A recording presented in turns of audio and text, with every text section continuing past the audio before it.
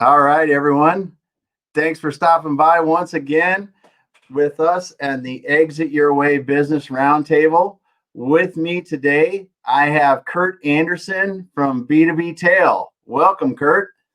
Damon, thank you, buddy. This is an honor and privilege to be with you on LinkedIn Live tonight. How great! Well, it's tight where I'm at, so Yeah. Well, you're in New York, and I'm in Seattle, so it's we're about opposite as we can be in the United that's States almost. that's right. Yeah, yeah. Well, it's great to get you on, Curt. You're as many people may or may not know, you are the e-commerce evangelist for manufacturers. And so, can you take us back a little ways and kind of lead us to how the heck did you get to e-commerce? Great question, man. So e-commerce and myself, we collided in 1995. God, that sounds like a long time ago, doesn't it, man? I'm It's gonna write like that number down because that's 1990. 1995. There you Remember go. when we were kids, when we were young, and people were like, "Oh, back in the '50s, da da da da." That's like that's now us, Yeah, like, "Hey, man, back in the '90s." So it yeah. was back in the Clinton era. So yeah, at the time I had a wholesale business, and I had two locations. They were about an hour apart, and man, I was struggling. It was horrible. I was just a train wreck. I could have written a book on how not to run a business, and just running ragged, going in two different directions. And finally, I ended up closing one of the locations. It was just a disaster. I took on a new accountant, and years later, she told me, "You know what? You are the worst client that I've ever taken on." An So that was accountant tells you the worst so client that you're that was taking my out. claim to fame. And she was an ex-librarian. She was so meek and mild. Oh, I man. mean, she like her feet barely hit the floor when she sat in a chair, and she was just so polite. And years later, she was like, "Dude, you were the worst client. I don't know how you ever survived." Yeah. Uh, so yeah, so I had a wholesale business, 1995, and I don't know if you remember, like those were back in the Super Bowl days when America Online was advertising this whole new thing called the internet and get online and 14.4 modems, and they were sending CDs out to you. Do you remember that? They'd send out CDs where you could Yeah. Oh, put yeah. in your computer and get on this thing called the internet. And then there's this thing called email. I was like, well, hey, why on earth would I use email, man? I can put a stamp on an envelope, and why would I use my computer? What are you, Yeah. crazy? Yeah. And I remember my Yeah. buddies, my best friend's parents. We were in our early 20s at the time. They bought a computer from Dell over the computer. I was like, you what? I'm like, that is so odd. Like, why would you buy a computer over the computer? Like, what is that? This was like in 1993 or I don't know, something Yeah. Yeah. early. Yeah. And I'm like, I was so intrigued and fascinated by that. And if you remember, like, Gateway was, remember Yep. Gateway computers with the cow box? They were out Yep. in your neck of the Yeah. woods. I was in the Dakotas at the time Gateway was big. Oh, In fact, I was buying those computers. I was an IT guy at the company I worked for, and they were one of the first places, like you said, like Dell, where you could order them online. yeah. It's crazy. Yeah, Ted Wyatt and his brother, Yeah. right? Was Yeah. this like I used to study Gateway like crazy. I was so enamored with those guys and what the I think with the challenge they started to open up stores and went to the downfall. So anyway, Yeah. that's my long-winded answer. So it was out of pure I'm running out of options. I'm like my luck's running out. I don't know what else to do. I'm struggling with this little wholesale business that's driving me crazy. I have no hair to show for it. And baldness runs nowhere in my family. I'm like an anomaly. So I blame my business for that. And so all of a sudden this thing, I'm like, you know what? I'm going to try e-commerce. I bought a domain name and put my business on e-commerce. And trust me, it was a long, long, long transformation. I know we've got Jeffrey Graham speaking for us in a couple of weeks, talking about the transformation of e-commerce. So when Google hit the scene, I'm going to say started becoming like a household name 2001, 2002-ish, right in that range. If you were in e-commerce and because back then you were doing pay-per-click on Yahoo. Yeah. It was Overture ads and Yahoo. When Google hit the scene, man, that's when things really changed. 2005, 2006 was when social really started coming. Twitter, YouTube. Mhm. We started shooting YouTube videos like right away. Jumped on LinkedIn, da da da da, and that's when e-commerce in my world really took off. And so that's my long story short. How's that? It wasn't too short, but that was my No, no, e-commerce. that's fine because I think we got Andrew stopping by Andrew's in the now. house. Hey, Yeah, brother. Andrew's in the house. I just want to reach out to a couple or shout out to a couple people. We got Nick Dorsey's on the line with us here Hey, watching, and Andrew Deutsch from kind of over in your neck of the woods is on. Andrew, my Yeah, brother in Cleveland. Thank yep, you. yep. So we're getting the Eastern United States presence as well. So, Nice. but yeah, that's an interesting when you start going into that background, and most people today think e-commerce is Shopify and Amazon, but really the people that laid the groundwork were companies like Gateway Computer and Dell and others that were, they were the ones that were actually there with gazillion people programming this stuff manually, trying to figure out how the hell do you sell stuff online. It's like going from a vinyl album to Spotify. That's kind of what we are at now. Yeah, I think I've got my 8-track player right over here with my Jimi Hendrix and AC/DC, and But well, I thought you did an awesome job, for the folks on, and Andrew, Damon did.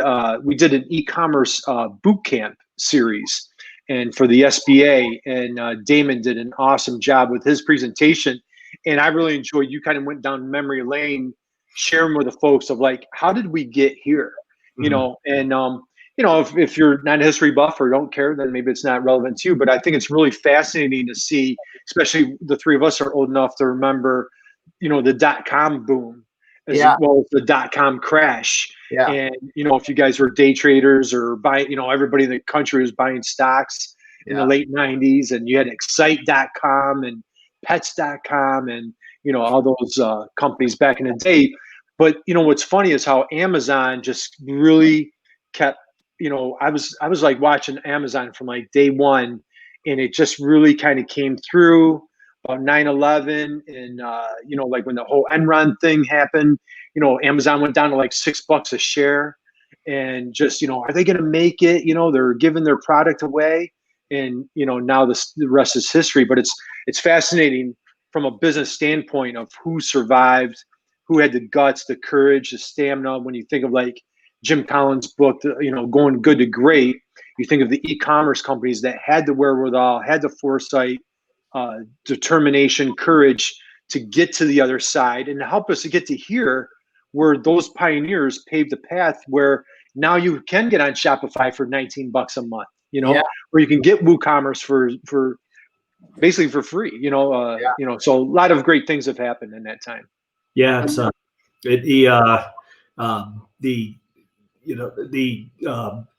the whole process of eliminating the middleman. I mean, I think too, and then Damon was talking about that a little bit too, and Dell started that. I was coming out of the auto industry, which was the old industrial, just keep the assembly lines running, build it, fill the yard full of inventory and product, and then go to work on selling it, whether the people needed it or not. That's where Dell was kind of cool. I do like talking about that because they were the first to. They're not going to fill a yard full of stuff. You're gonna call in and order it, and they build it, and it gets delivered. Right? No inventory solves a big problem that manufacturers have. So, and we know how many times Ford or GM or those guys have had trouble because they overbuilt and got stuck with inventory, and then they're selling out of the loss, and they flood the market. And, over and over again they do it. Yeah, I mean, it still happens. It does. Because they've got to be able to, there's just a production, they're going to run that rate, and it's the way it is.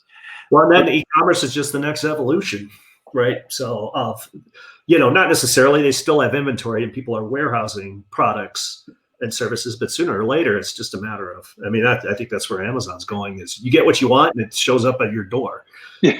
They don't house it for even a second. Yeah. We're going to get to the point that we think of something that we want, and all of a sudden it's going to be, our doorbell is going to be ringing. Oh man, I hope that. I think I'm hungry, and then all of a sudden, Yeah. the knock. But Andrew, you're making a great point. I think we just talked about real quick before you jumped on.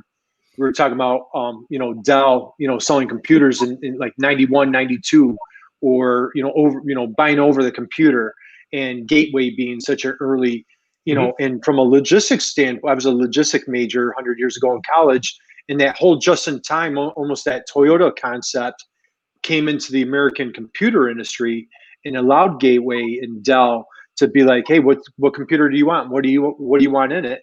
They're making it as you're on the phone, or however you're ordering it, more or less, and shipping what you want. And it was just such a cutting edge concept, and again, Gateway didn't make it. Dell's still around, and obviously we know where Apple's at, but it's just fascinating because at the time in the early 90s, Apple was almost left for dead. And they made their great comeback starting 97, 98 when the internet boom started, so it's just kind of fascinating to see what's happened then to what's going on today, and try to think about, did you think we'd live long enough that we would be sitting here saying like Sears, Kodak, all these companies that are in the digital graveyard? So in our lifetime, will we see the downfall of Amazon? Will we see the downfall of Apple? And where did they take their eye off the ball? Because eventually, at some point in time, you're going to expect that they would go out of, something will happen. Yeah. It's going to be like, okay, what's going to be the downfall of the giants today? Well, maybe they get woken up. Yeah, maybe. That's what we talk about. Yeah, definitely do, because that could happen. But you're right, and as Andrew will say a lot is that the smaller companies innovate, and when companies get so big, the lack of innovation is usually where the downfall comes from. Right. So, well, that's a fact. I mean, that is why we like at Exit Your Way. We like working with small, medium-sized businesses. It's where the action is. Yeah. Right? But if you look at it, I think it's 49% of our GDP is small, privately held businesses. That's a lot. Oh, yeah. Think about it. The upper scale, the 50%, up above that, the publicly traded companies, they're only about 50% of our GDP. But all job creation comes from the lower middle market. All innovation comes from the lower middle market. Those guys, the only thing they do, they have just access to huge amounts of capital. So if you come up with a good idea, you're going to get bought. Right. Yeah. Right. Exactly. But they never had it. They aren't doing much themselves. Yeah. Right. As far as that goes. And I think Amazon and those guys are similar. Yeah, you're right. I mean, they're refining a model rather than making a new model. I mean, that's usually what happens in these companies is they can refine that model so much, and somebody else goes, well, that model doesn't make sense anymore. This is what does. And they've got so much invested in it that they can't do anything. And you look at Amazon. Or the negative side of it too is they they're suppressing some competition. That's another reason they'll buy the small guys just because they're being a pain to them. Right. Yeah. And what's fascinating, like especially like with Andrew on the call, think about like if you go back historically, like you think of Cleveland and go back to Rockefeller, and oil was such a disruption, and when you study his tactics and how he just vertically dominated the whole supply chain and bought up competition and so on and so forth. And what's fascinating is from when you got to the 1890s into the 20th century, the old guard from the oil industry, they were like, it's kerosene, we're heating homes. And all these new hot shots, especially from your alma mater, Andrew, Michigan, this new thing came out, a car, this automobile. And all the young hotshots coming out of college at the turn of the century were like, no, we need to put oil into these vehicles. They're like, wow, why would I drive a vehicle when I can just take my horse? So there was a lot of friction and a lot of resistance from the old guard oil guys fighting the young guard coming in, saying like, dude, you got to keep up with the times and the changes. And what was fascinating when they broke up, Rockefeller, if I don't have the stats to back this up, but Rockefeller's wealth went up like something like tenfold because he had shares of, almost every major oil company today can be traced back to Rockefeller. When they split them up, he had shares of Exxon and BP and, you know, whatever the names of the companies were at the time. Yeah. And he had all these shares of all these companies. They end up going public. His wealth went just skyrocketed after that. So there's a lot of fascinating things that you can see historically in the oil industry and equate it into the internet age. And, you know, you can almost track these trends and see where are the similarities with disruption. Yeah, it's the same thing. Creative destruction, right? And JP Morgan did okay. He got his golden parachute. So, you know, I'm not. JP Morgan did all right. Yeah, being broken up, but I think it's the ultimate sign of success is if you're getting broken up by the government. Yeah, that's it is. Yeah, you get to that point and you know you've done something anyway.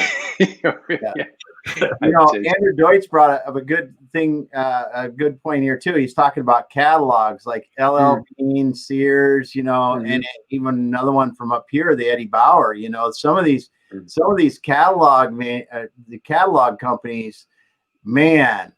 Even Montgomery Ward, I'm thinking back to it as a kid and stuff, you know, all that. Some people have made the conversion, you know, LL Bean's one still around doing what they're doing, but some just died when that, they weren't able to do it. What was amazing to me was how long Sears, I mean, I don't think they're even completely dead yet, but they're almost completely gone. But it's amazing how long they lasted.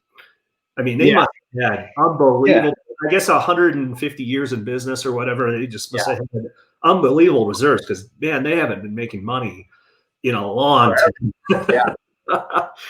And it is fascinating that catalog company, you know, like, again, we're all similar age. You think back to, you know, when we were growing up in the 70s and, you know, the catalog would come out and you'd sit there, circle what you want for holidays or birthdays or whatever. And it's just fascinating that those companies couldn't make the transition. You know, I'm in New York where, you know, you go to Rochester, New York. Rochester in the 60s, my sister was born there, and it was just a cutting edge, you know, it was like the little mini Silicon Valley in 1960 with, you know, Xerox, Kodak, Bosch and Lomb.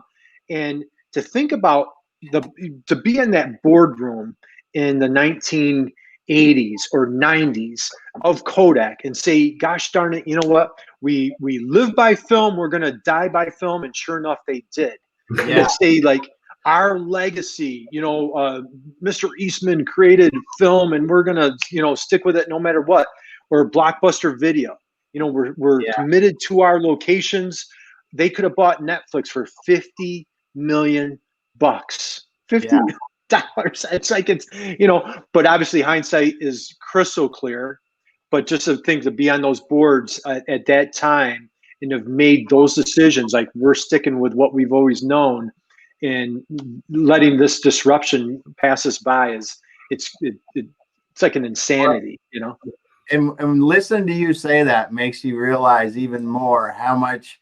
I think Andrew, were you saying it the other day about you hate the term we've always done it that way. How deadly that is in business. You know what?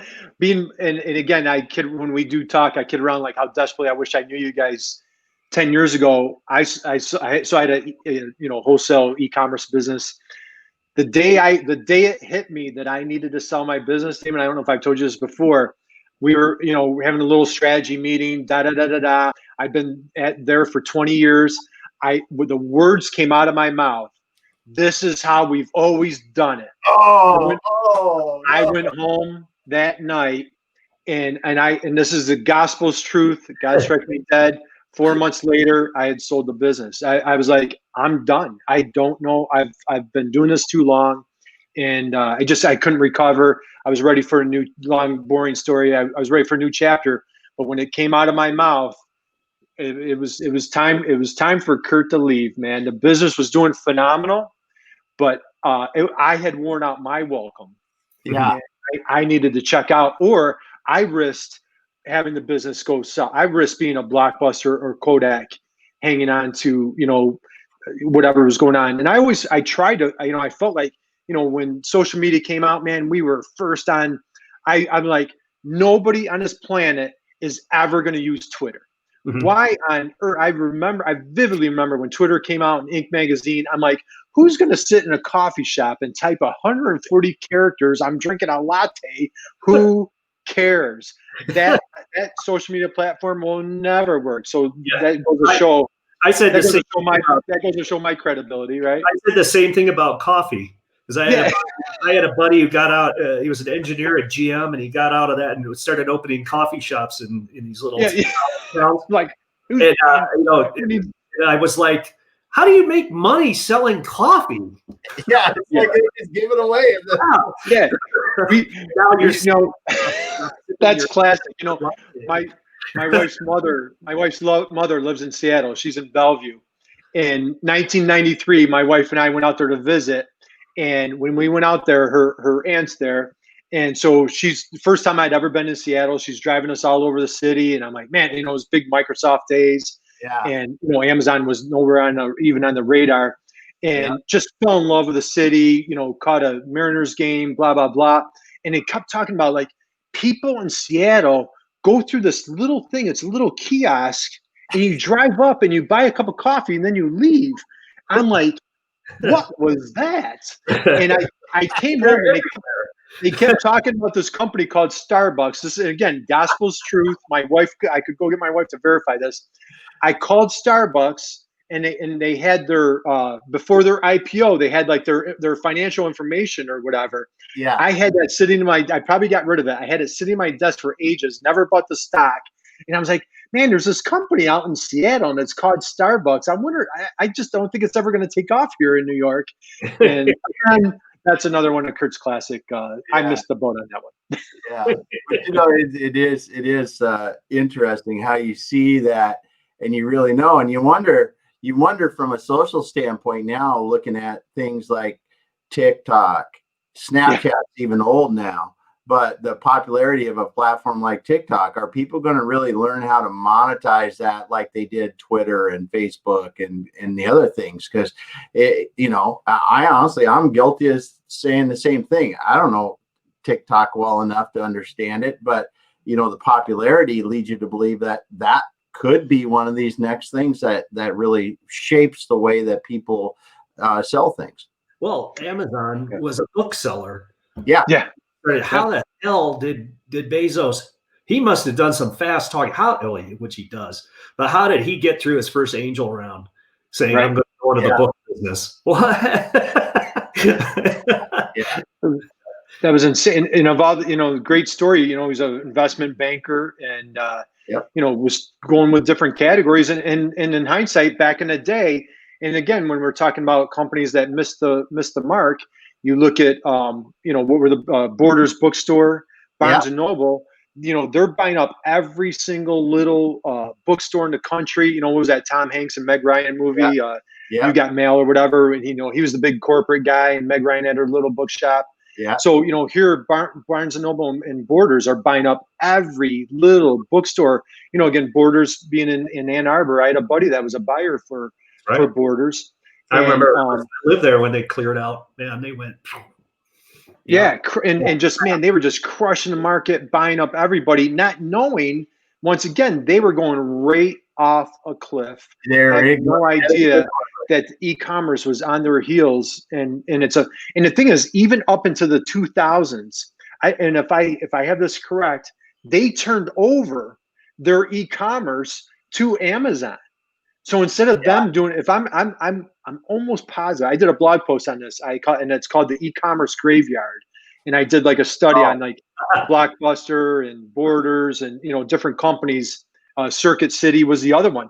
Circuit City, sorry to ramble on, but Circuit City was featured in Jim Collins' Good to Great.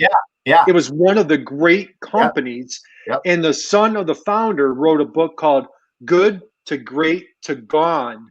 And he talks about how and he comes right out and says the arrogance of the board, where they just blatantly ignored e-commerce and said people will never buy online.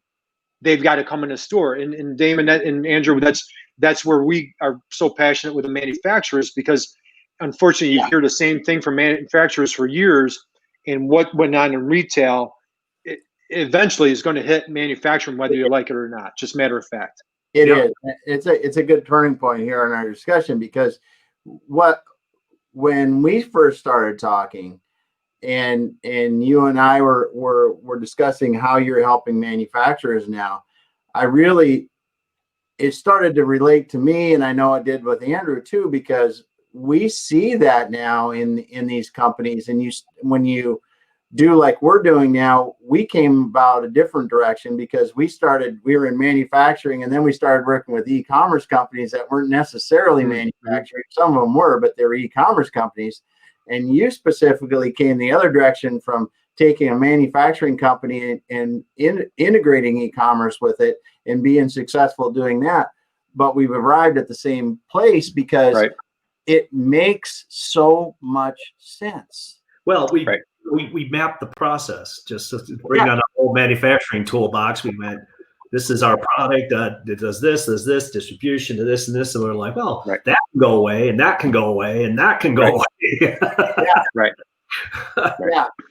Yeah. And so when you started talking about how you helped the electronics company with the ground straps, and how a configurator allowed them to sell those ground straps to many other companies they would have never seen, it started to get my mind going.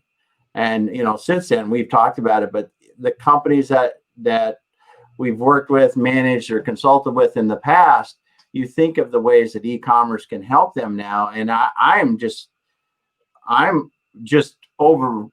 overjoyed that we've got this technology at our fingertips, and we can help clients do this, or people can do it however they want, but it's available to them. Because when you look at the things that e-commerce can do with a manufacturing company, it's really pretty staggering. Yeah, absolutely. Yeah, well, we love working with small companies like that too, because we want them to win. And what we face most of the time is more of the cards are stacked against them. I mean, it is a slog being a small business owner, and all the advantages the big companies have, especially when it comes to capital and access to capital and funding and everything else you got to deal with. It's just another thing. But this is an opportunity for them.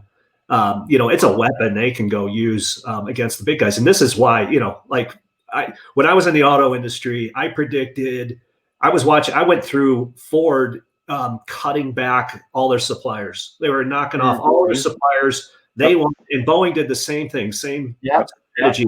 We want to have 5 suppliers. This became major, they're so big. They couldn't go e-commerce if they wanted to, but my prediction back then was, when that was happening to us, because I was on the supply side working for Ford, I was like, you guys should be careful, because you've made this pretty easy for somebody who's well funded to pick up the phone 5 times and put all the suppliers together and build a car. And I said, I predicted it would be Nike or some marketing big juggernaut who had a ton of cash that could get a car built and brand it. And I said, guess what? They're way better at branding and marketing than you guys. But it was Nike. It turned out to be Tesla. It was close. Tesla. Sure. Yeah. Absolutely. No, it's a great prediction. So and the e-commerce thing, for me, it was fascinating from when I sold my business, and I've shared this with you. So I was looking for a business to buy, and that's my next book is going to be How Not to Buy a Business. So I'm the authority and expert on that. But what I found was a lot of manufacturers in my area were, struggling, and a great thing about dealing with the small manufacturers, a lot of things are stacked against them. But I'll tell you, man, when you hang out with an entrepreneur, there's no one, especially when you meet a startup. I've never met a startup that's going in with the intention to fail. Man, they are the future. Sky's the limit. Even if it's a small mom and pop, or a woman starting a daycare, or a guy starting whatever, entrepreneurs in general are optimistic people. They're half full people. And even a manufacturer that gets beat up all day, every day, man, they wouldn't trade it for the world. And one thing about entrepreneurs, and I think we all agree, we make horrible employees. We're really unemployable, to be honest with you. And that's why I love the Thursday Exit Your Way calls, because it's a bunch of entrepreneurs, solopreneurs, and we're really just terrible employees. And we just love hanging out. We're just trying to figure out how to hustle and make a living and have a good time doing what we're doing. So that's a great thing with So on the manufacturing e-commerce strategies that we keep talking about, when I started, all of a sudden, when I was looking for a business to buy, as I was scouring all these businesses, an e-commerce conversation would come up, and then all of a sudden I'd thrown on a consulting hat. And quick great story. So this one company, they were an electrical motor distributor. This was like in 2012, and had thousands of SKUs. Just a general electric distributor, nothing sexy. They were selling commodities, just like thousands of other distributors. Nothing unique about it. Had a horrible, terrible website. It was like a one-page brochure that it was embarrassing.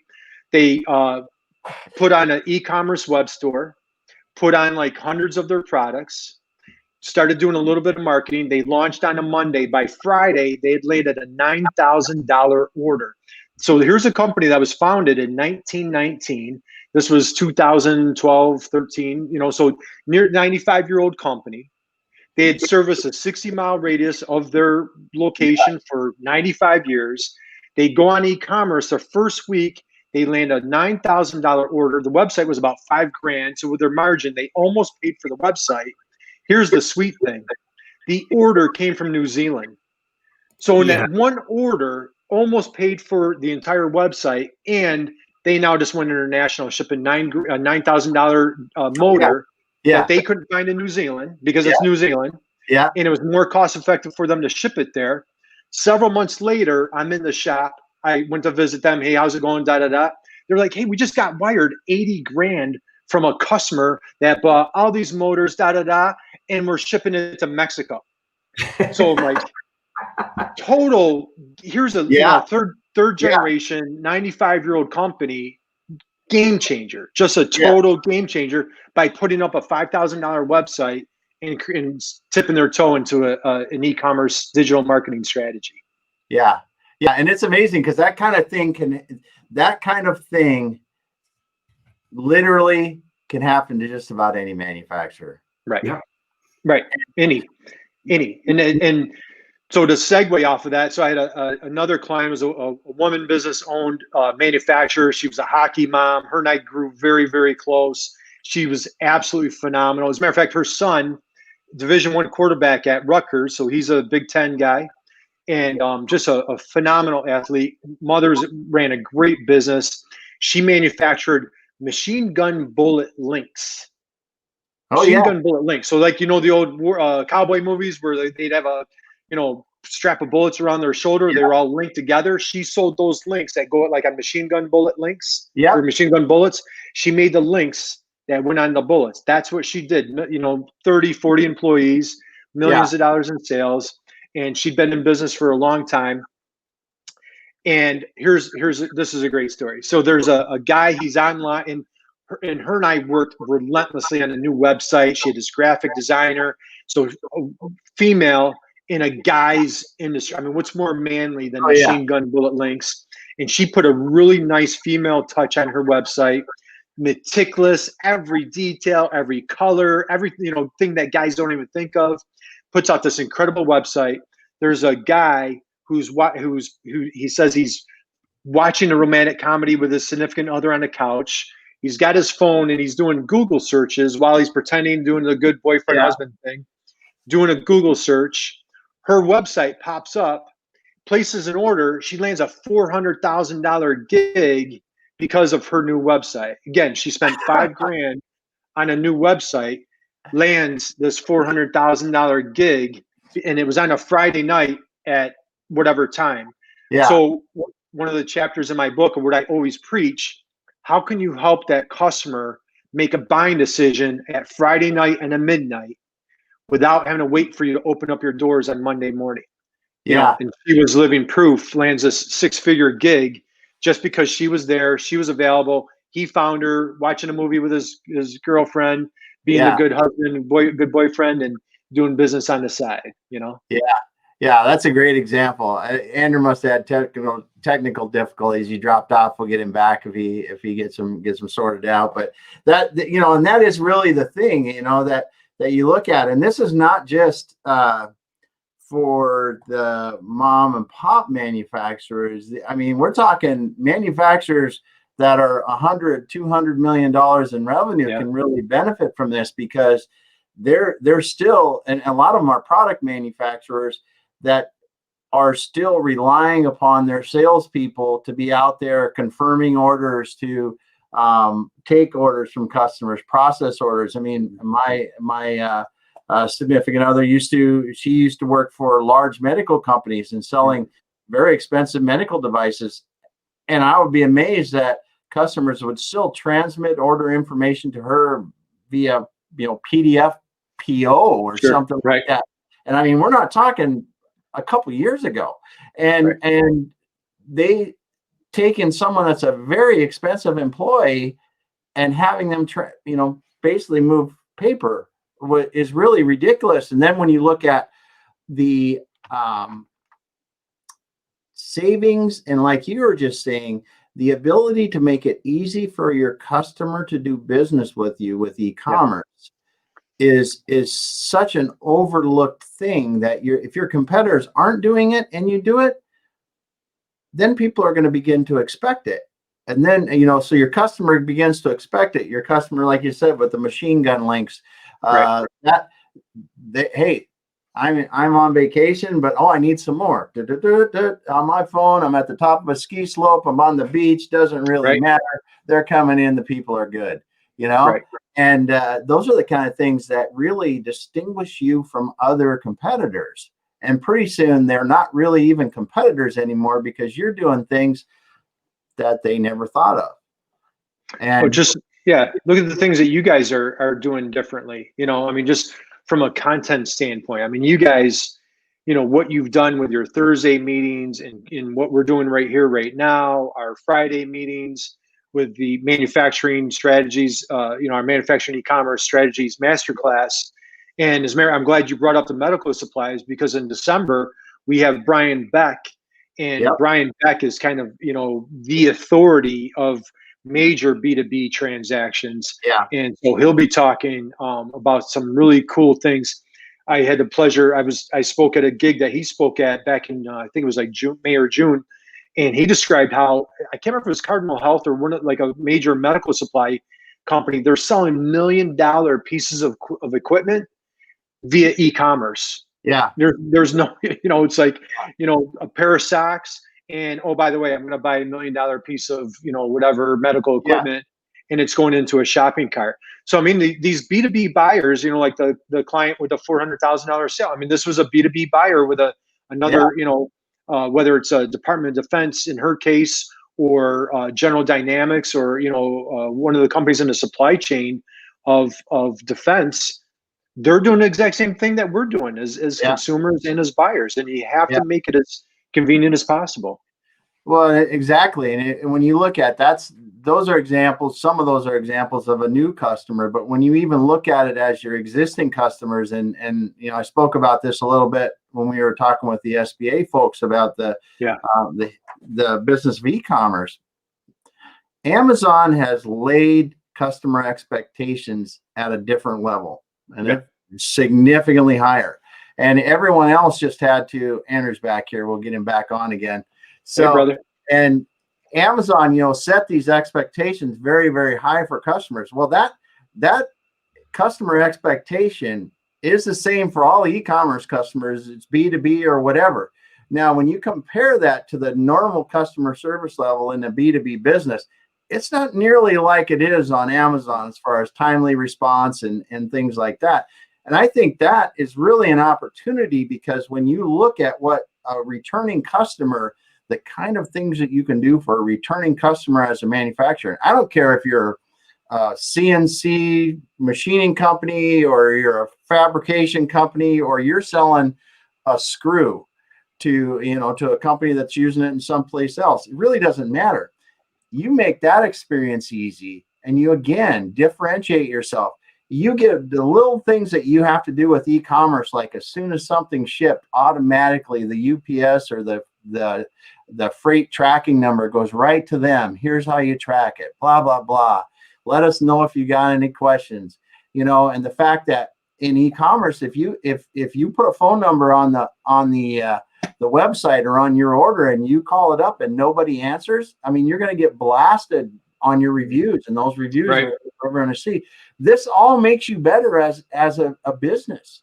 And when you look at the normal, when you look in those types of businesses that I talked about, and then what the level of customer service that the e-commerce really requires, yes, it's going to be painful.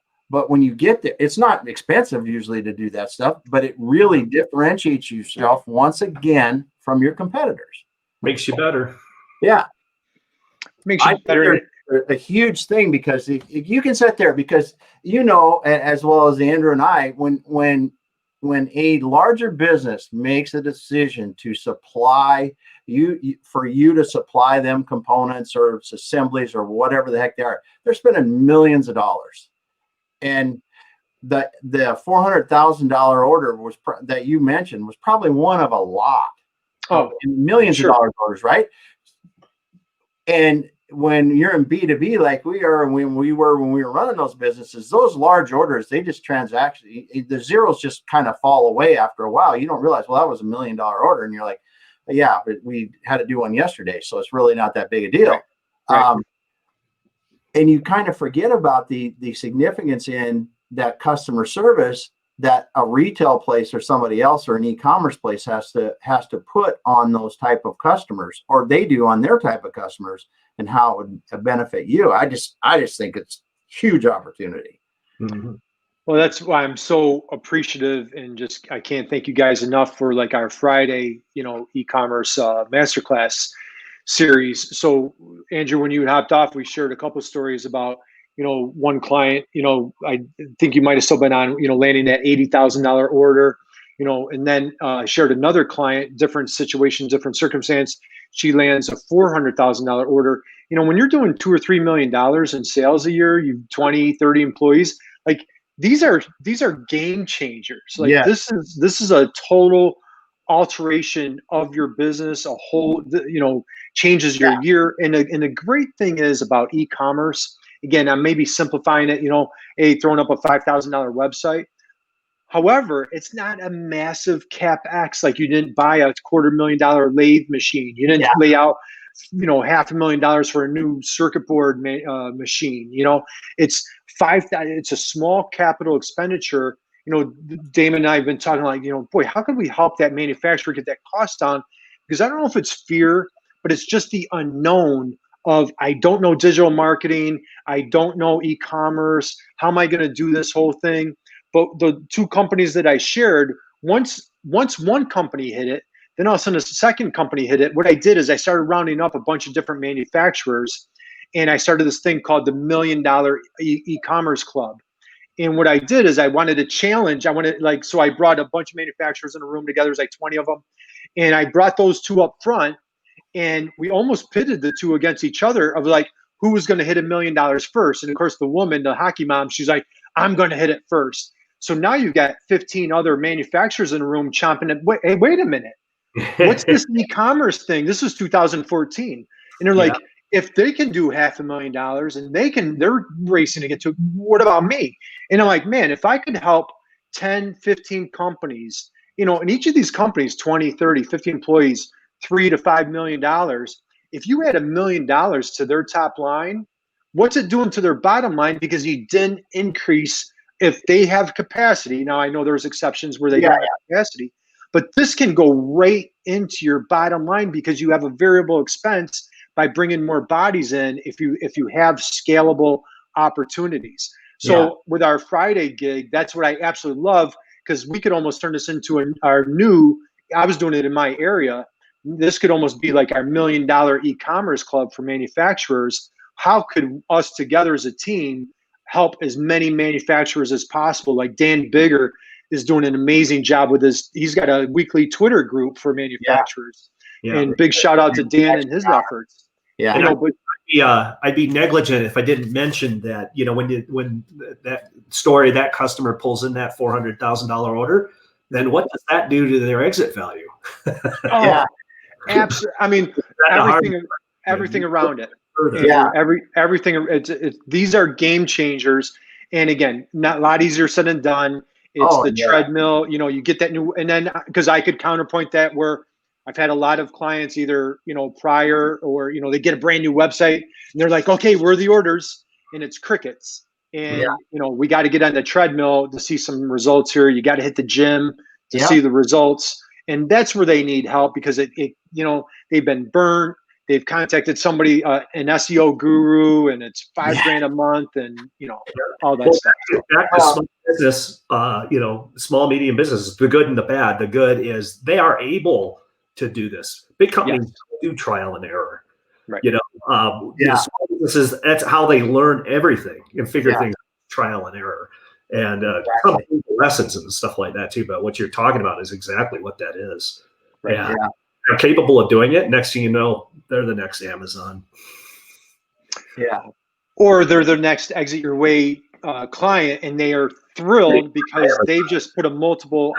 They put a new multiple. And I'm not trying to show a shameless plug to you guys, but I've been in those shoes where when you're not. I was just telling Damon earlier. I have a client that's looking to exit out, and they're not a good fit for Exit Your Way, but they're looking to exit your out in a situation. And how can you catapult?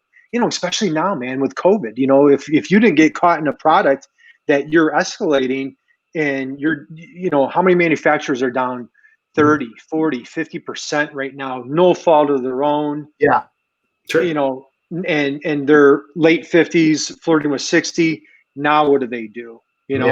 And this is, and again, I'm such an evangelist for e-commerce, but bringing on this type of a strategy can help escalate and get, land that $80,000 order, that $400,000 order, get you back on track pretty darn quick. Exactly. But I think, and that's what we've seen. Smart companies, small companies can do that. You can go, well, I should have done this before, but I'm going hard sales now.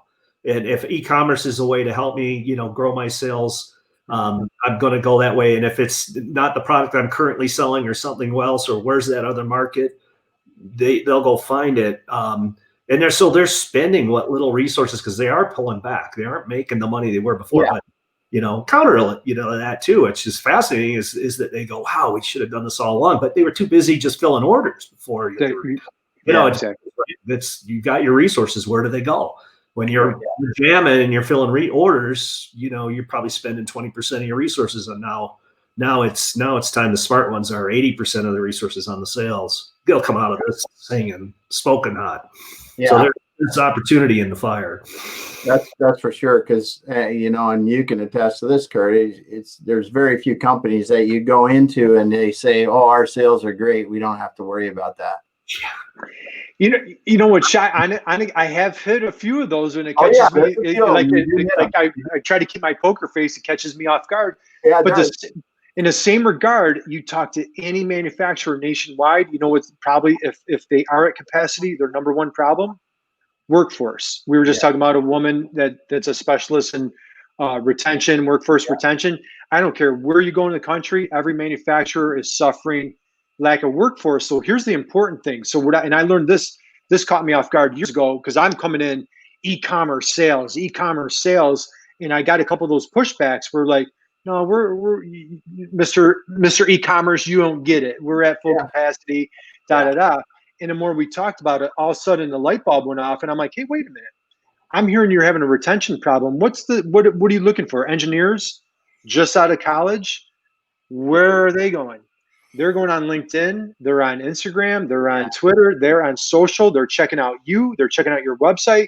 They're looking at your YouTube channel. And if you don't have any of that, they're going to your competitor that does. All of a sudden, that flipped the conversation where now Mr. E-commerce was welcomed back into the shop, because now we needed to talk more of a digital strategy. But now we're looking at it from a recruiting employee standpoint, which can slide very easily into recruiting that customers when capacity does go down.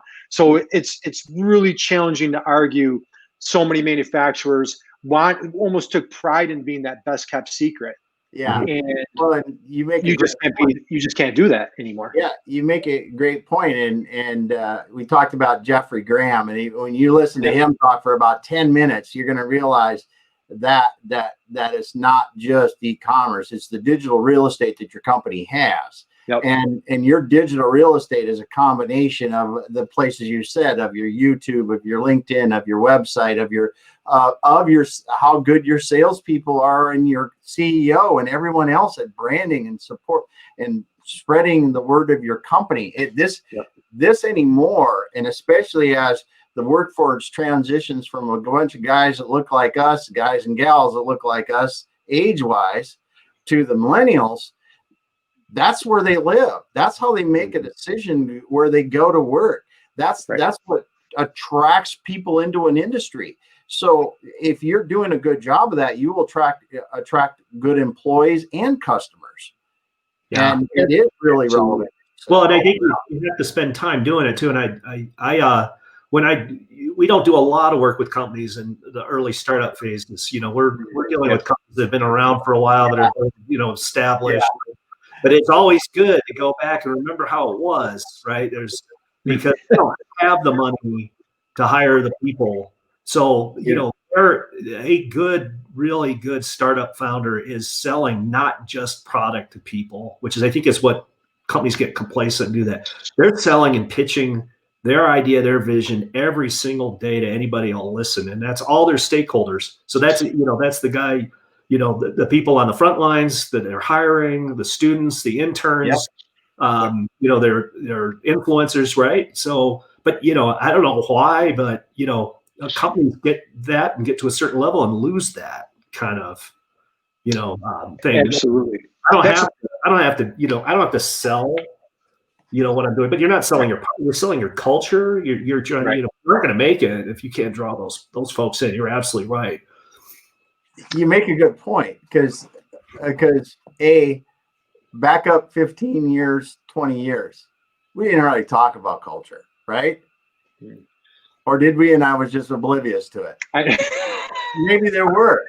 I saw it happening was, and some of the bigger companies were bringing in consultants to do it. When, at Ford, I was at Ford, they were doing it, but it was the Japanese that were kind of leading the way. They paid attention. Yeah. So working culturally, and we were kind of getting our asses kicked by them, which was what it takes. Right. Yeah. That's what it takes to start paying attention. I think that fear and competition, when things are going good, and again, manufacturing, you're at capacity, out of sight, out of mind. Here, you guys will love this. So, client working with recently, decent sized manufacturer, and they went through the whole persona exercise, and they have a defined persona, and in that persona, they have not active with social media. And what I have found over the years, a lot of manufacturers will conveniently say, our persona is not into social media because they don't want to be into social media. So therefore, they feel relieved and justified of like, oh, thank God our persona doesn't want to be in social media, when they just created to define their own. And when we have the conversation that we just had, and that's the thing. And again, I kid around about myself, and I know we probably need to wrap up soon. When I had my e-commerce business, 100 years ago, our team, one thing that I'll credit our team, we were really good at challenging ourselves. We had a couple of sayings. We're like, what are we doing today that we're going to make fun of 6 months from now? And how could we do that? How could we fix it now? And it's not always easy to identify, what are we doing today? Hey, we're still on DOS, or we're still on, whatever. What are you doing today that you can make fun of, that you're going to make fun of, that we could correct it right now? And when social media was hitting the scene, I had a bunch of young people. I was probably 40 at the time, so I was younger, and I had a bunch of 20-somethings. So when these social media platforms came out, even when I was shooting down Twitter, we were on Twitter immediately. When YouTube came out, YouTube came out, I believe, in 2006-07. We were literally shooting how-to videos immediately and getting hundreds of thousands of views right off the bat. And I'm really cheap. And the great thing about social media, it's free. It doesn't cost a penny. And my attitude was, I didn't want to get beat by the competition because I ignored something. Mm-hmm. I was dedicating time and resources, but man, those platforms didn't cost me anything. So I think it's been a little discouraging for years when manufacturers or companies have blatantly ignored these opportunities that are free. The challenge is they just didn't see when I got in e-commerce, I'll never forget when, that order, when your email pops up, hey, there's an order. Hey, there's another order. Hey, there's another order. Hey, we took in 30 orders over the weekend. I was at home doing whatever, watching football. Yeah. And we're, when you start getting a taste of that, then your attitude changes. Until then, it's convenient to say, you know what, e-commerce will never affect our company because I don't understand it and I don't want to learn it. Well, this is great. I'm really glad you brought that up because that's the entrepreneur right there. We talked about exit your way clients, the kind of people that really the great small, medium companies we're working for. That's the difference, right? They're constantly thinking about it. That's why I got people who want to become entrepreneurs. I want to buy a business coming out of a corporate thing. Yeah. Right. They go home on Friday. They come home at 5 o'clock. They don't think about work until the next day. They don't have to. Yeah. So be careful what you wish for. It's 24/7, man. Not for everybody. But I think for we're lucky. We got to work with some of our clients are just really, really fantastic people who really build something great, and they run on their fuel. Their fuel, they'll run 24 hours and can do it just because of the pure love of it. Yeah. Right. Yeah. Well, it's been great, Curt, and I can already tell that it would be fun if we brought back Jeff Graham too.